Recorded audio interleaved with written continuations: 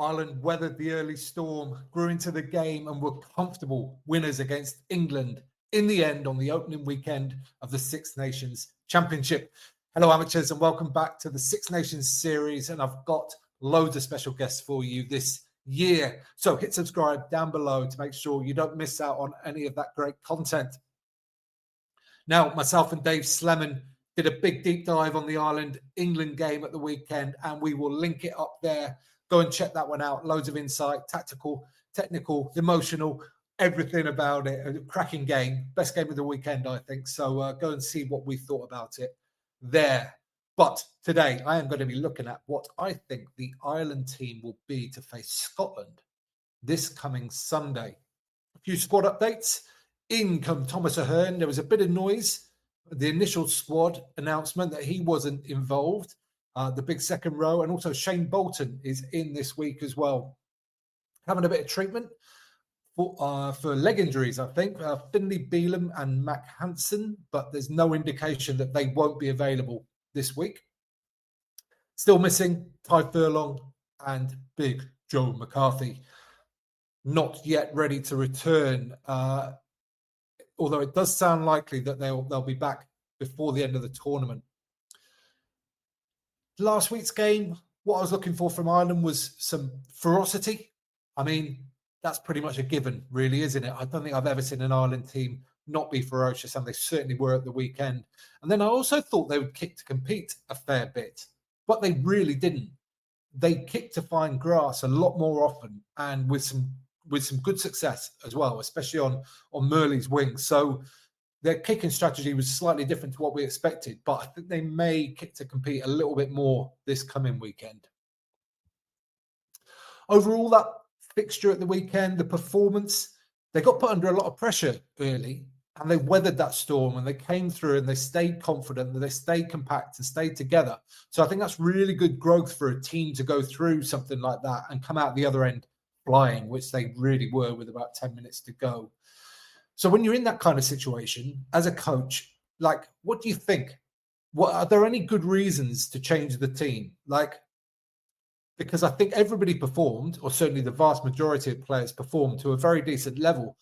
Players off the bench came on and did a really good job to a very decent level. So what kind of reasons would there be to change? I guess in a team like Ireland's, where it's very well settled, players play a lot together, so those connections and combinations are well set.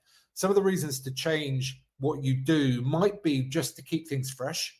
So, for example, just rotating like one forward and one back, maybe each week, just to make sure that people get game time and rest as well for the people that aren't starting. And also that then kind of hardens you a little bit as well for future possibilities of, injuries or whatever. It means you're a little bit more well-rounded. So that's one reason.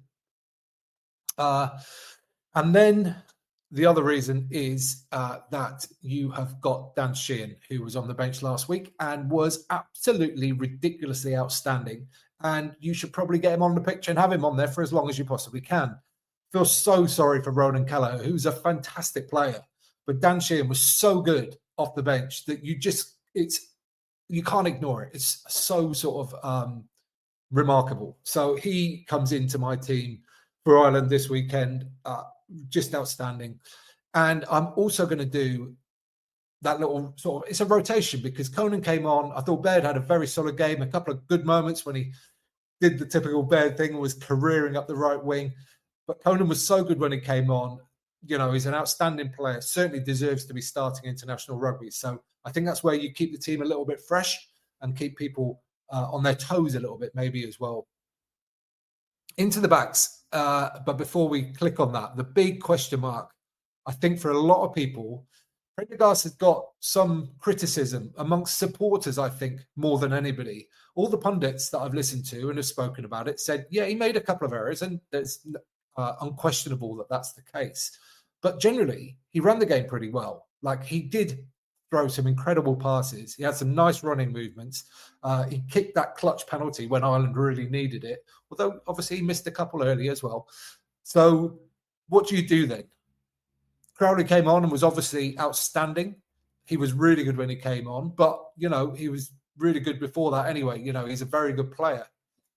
So this is quite a difficult one again for a coach, having backed your young 10 for one game in a difficult home game against England, and the replacement played a little bit better for sure, but when Ireland were much more on top as well, let's not forget that. Do you then swap them? I say no. I say you go with Prendergast. If you go with him last week, then you go with him again this week. You have to. I think that's one of the areas where you have to give a young player confidence by being selected repeatedly, even if the performance isn't quite, perfect or up to the levels maybe that he's shown for Leinster. Alongside that, he's got that experience all around him as well. So I'm going to change as little of that as possible. However, I think Robbie Henshaw has been playing outstanding rugby and deserves a start too. And as I've said before, these Ireland players, they're so comfortable with each other. They've played so many minutes with each other that you can swap these players in. And I really don't think it makes a massive difference. Gary Ringrose did very little wrong. I mean, Ollie Lawrence did catch him a couple of times, but he played perfectly fine. So it's tough on him, but I think it was tough on Henshaw last week as well. It's just the way it goes. I think this keeps Ireland fresh. I think it keeps them moving forward on the bench. Yeah, it's just everybody swapping back in basically from the players that were there last week. Baird for Conan, Kelleher for Sheehan, and Ringrose for Henshaw. I don't see why anybody that was outside of that squad would come into it. People question the value of having Henderson on the bench in terms of like impact and stuff like that. For me, I look at him and I think it's set piece security, really. Like, you know what you're going to get there. And if you're struggling a little bit, maybe in a set piece, you bring him on and that settles everything down. Okay. That's the Ireland team that I think they'll pick to go to Scotland this coming weekend. What do I want to see from this Ireland team? Where do I think they need to, or where they could improve a little bit? Across the 80 minutes this is, because there were times against England where this was the case, but I want to see them with some more of that attacking flow that we saw last year. Last year's Six Nations, they still had it. In the World Cup, previous Six Nations, they definitely still had it. I want to see them getting a more possession game going and lots of runners into space that we've seen, the iconic Irish style. I'd love to see a little bit more of that from them. And that should see them well. But as I mentioned earlier with the kicking, I really think their aerial game will be stronger than Scotland's, particularly on the wings. So I think if they're struggling to maybe break Scotland down a little bit, or even if they're not, especially early, we might see them go to the air. Alrighty, that's what I think. But what do you think? I know I've got a load of Irish fans out there, so let me know. I know you're not shy. So do you think I've picked the right team? Do you think this is the team that Simon Easterby picked? And do you think they are good enough to go to Scotland and get the win to make it 2 out of 2?